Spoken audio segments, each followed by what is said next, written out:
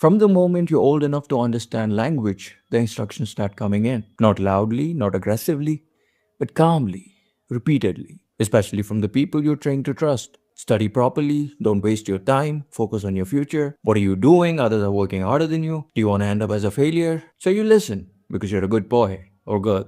Or at least you're trying to be one. This is how you learn very early that everything is conditional. Love is conditional, respect is conditional, care is conditional. Everything is based on performance. Marks first, then behavior, then obedience. But nobody ever asks what you actually enjoy doing. Nobody wants to know what you think. Nobody asks what makes you alive. These questions are luxuries. These are for those rebel kids, or even the rich ones, or the confused people. Very early, you're told to be practical, hence you're practical now. You memorize instead of learning, and you compete where you're supposed to collaborate. You chase numbers instead of meaning, and you tell yourself that it's temporary, and it's all gonna work out at the end of the day. We just gotta get through this phase. Just finish school, just finish college, just get the job, just get the promotion, and you believe it because believing is easier than questioning things. You now sacrifice without even knowing that it's a sacrifice. You stop taking risks because it's unsafe. You don't explore that interest because it's impractical. You don't speak up because it might cause trouble. You don't slow down because everybody seems to be ahead. So you learn to delay yourself. Your curiosity becomes your guilt. Your exhaustion becomes weakness. Your confusion becomes silence. And every adult around you reinforces it with the same recycled lines. This is how life is. We struggle too. You think this is hard? There's always a worse future waiting for you if you complain. So you stop complaining. You grow up thinking that discipline is everything. Wake up early, follow the orders, respect authority. Don't question seniors, don't talk back, don't ask why way too much. This is how you internalize this idea that life is a straight road.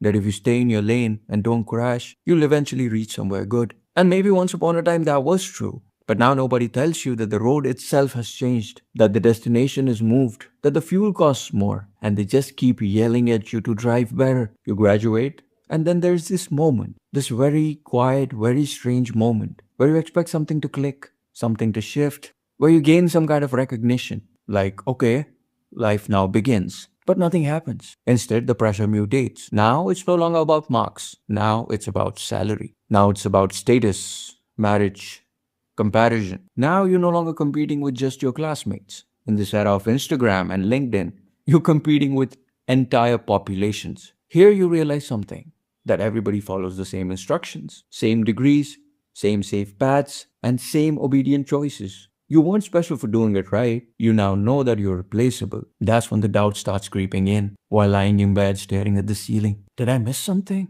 Why does my life feel so empty? Why do I feel left behind despite doing everything right? And the worst part in all of this is you feel guilty for even thinking about this. So what do? You gaslight yourself. Others have it worse. At least I have a job. At least I'm not struggling like them. You start to minimize your dissatisfaction to the point where it starts to feel like background noise. Always there, but never addressed. You start noticing patterns. People who didn't listen as much are doing fine. People who took risks are not dead. Some of them are actually ahead.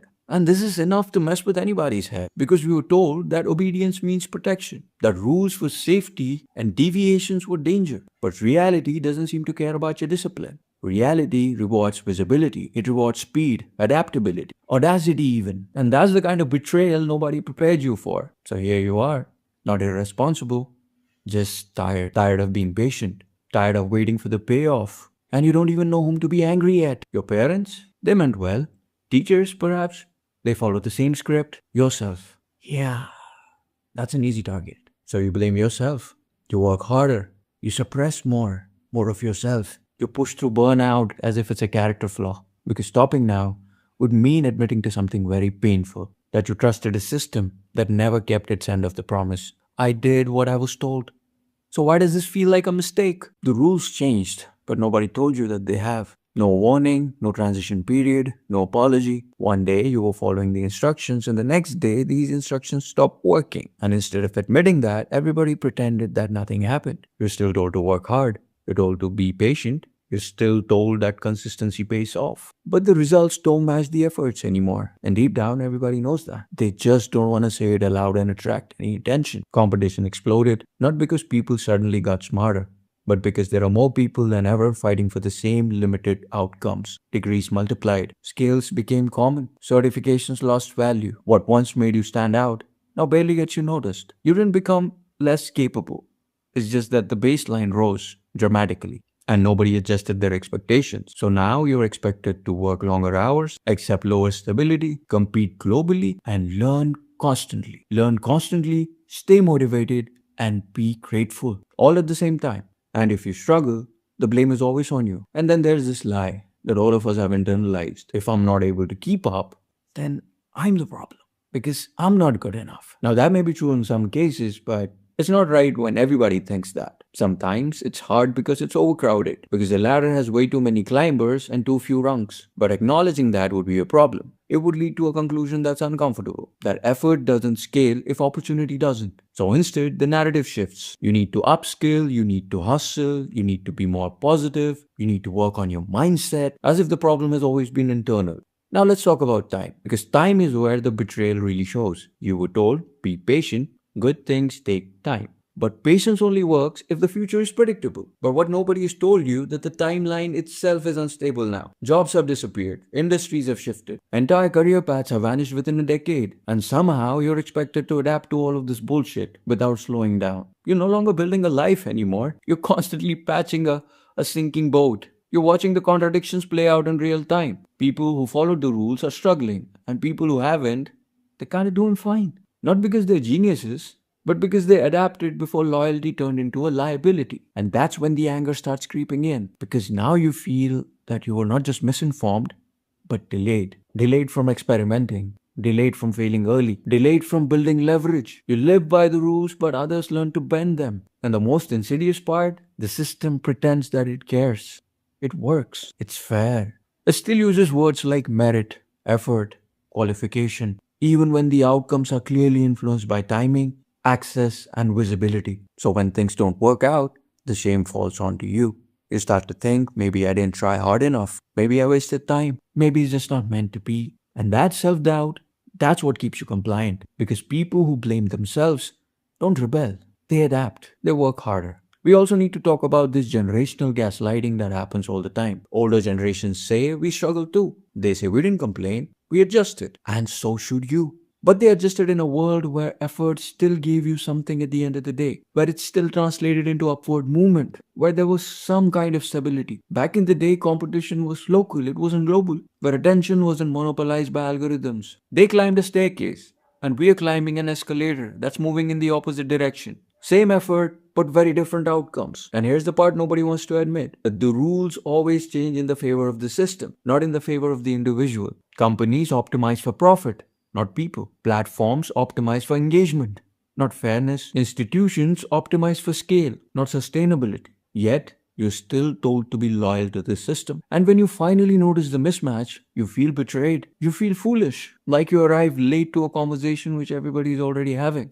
And that's why so many people get stuck in this limbo state, not hopeless enough to quit and not hopeful enough to just live, just suspended. You keep pushing because stopping feels dangerous. You keep believing because disbelieving feels terrifying. That's a thought most people aren't ready to confront. So they don't. You become angry. This is the anger of realizing you're preparing for a future that no longer exists, and that anger has nowhere to go.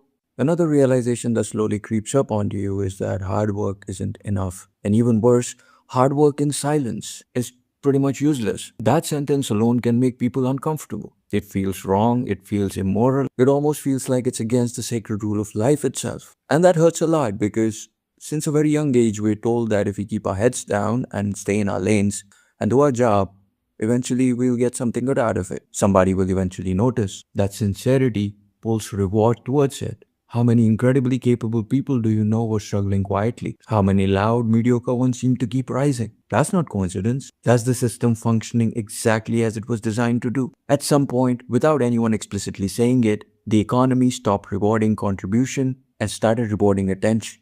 And attention doesn't care how hard you work. It simply cares about if you showed up in the feed. You can literally spend 10 years perfecting a certain craft, but if nobody knows you exist, the market treats you like you don't. And that's the part that breaks people. Because you weren't trained for visibility, you were trained for obedience. You were told, don't show off, don't brag, let your work do the talking, stay humble. All of us live in crazy times where perception matters way more than substance. And this creates a brutal gap between effort and reward. Someone who understands how to package themselves, even with average skill, can outperform someone with exceptional skill who refuses to be seen.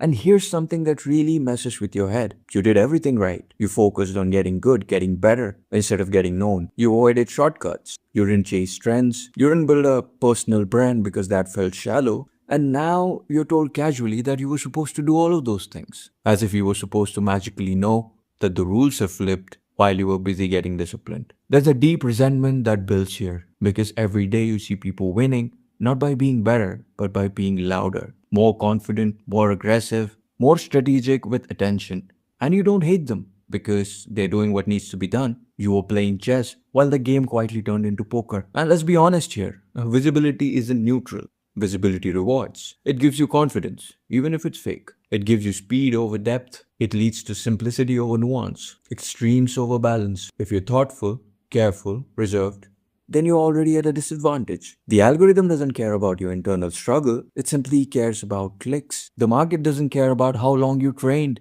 it simply cares about how fast you can convert. And by conversion, I mean converting the clicks into revenue. And realizing this feels like betrayal because you were told that integrity would be enough. So now you're stuck with this identity conflict. I mean, you don't want to become someone you dislike, but being who you are, staying who you are is not doing the trick anymore. You're told, just put yourself out there. Just build a presence. Just market yourself. As if it doesn't require rewiring years of conditioning. As if you weren't trained all your life to keep quiet and wait for your turn. And here's the cruel irony. The people who struggle the most with visibility are the most sincere ones because they don't exaggerate, they don't oversell, they can't lie comfortably. They falsely believe that if I'm good enough, people will find me. But people don't find things that aren't pushed in front of them. Silence isn't humility anymore, it's erasure. And this is where most people mentally break. Was I stupid for being patient? Was I naive for believing that effort mattered? Did I completely misunderstand how the world works? These simple questions eat away your sense of self. You feel late, behind, out of sync. It's like you trained for a marathon and then everybody showed up with their motorbikes. So some people adapt fast. They drop them old rules without mourning them. They practice, they learn the game, they play, they win. But then there are others who can't adapt that easily. And it's not because they're weak, but because their whole identity was built around these old rules. And losing those rules almost feels like losing a part of yourself. So you keep working hard. You tell yourself, at least I have integrity, at least I'm not fake. And maybe that's true, but integrity doesn't pay your rent, does it? And this is the stage where bitterness can creep in. You start judging other people. You start dismissing other people's success as luck. You start retreating further inward because visibility feels hostile, unfair. And slowly but surely, you shrink because the world stopped rewarding invisibility. And nobody taught us how to be seen without hating ourselves. And all of this slowly culminates into a burnout. Back in the day, burnout used to come at the end of something, at least a sense that it was worth it. But burnout these days comes with nothing.